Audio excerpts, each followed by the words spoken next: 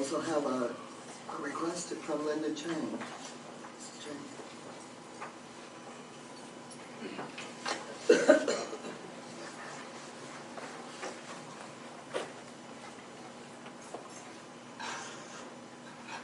Good evening, Madam President Keith, Dr. Perry, members of the board, and guests. I'm Linda Chan. I'm Representation and Grievance Officer for the Citrus College Adjunct Faculty Federation. In fact, I was just elected to another term. I'm an educator. I've been an educator for over 28 years. Sometimes it's important to educate people on uncomfortable issues. Sometimes there may be issues out there that the public does not know exist. Here's an example. At the last Board of Trustees meeting, an agenda item to improve the Citrus College nepotism policy came before you, BP 7107. The need for this policy is clear. Nepotism has been ignored for more than 30 years on this campus. Unfortunately, one board member became defensive and questioned it before it could be voted on. There's a very clear reason for this. 20 years ago, he voted to hire his daughter on this campus. Just 13 years ago, he voted to promote her. She is now working in the Human Resources Department, making over $100,000 per year. She has the ability to look into every employee's file and report back to her father. This is not what a board member should be elected to do. This issue is not unique. For decades, this kind of intimidation has occurred on this campus. Here's another example. Back in the 1990s, there was a full-time physical education position open.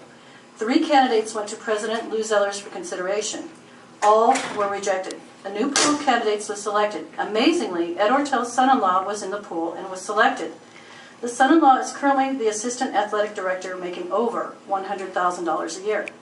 This is not what a board member should be elected to do. Here's a third example. In the mid-2000s, Ed Ortell forced then-President Michael Vieira to create a position for a friend of his. This position is the Office of Governmental Relations.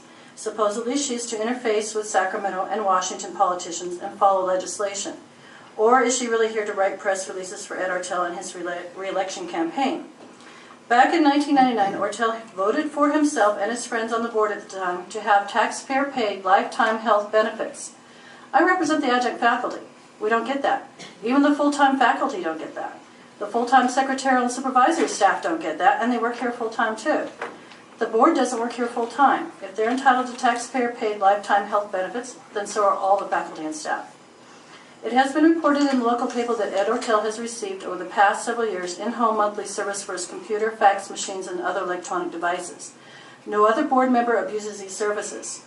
None of this is what a board member should be elected to do. Over the years, Ed Ortell has been on this board for himself, his family, and his friends.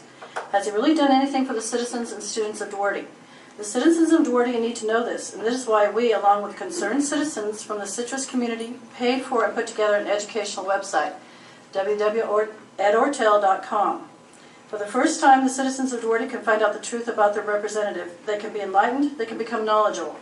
Check out the www.edortell.com website.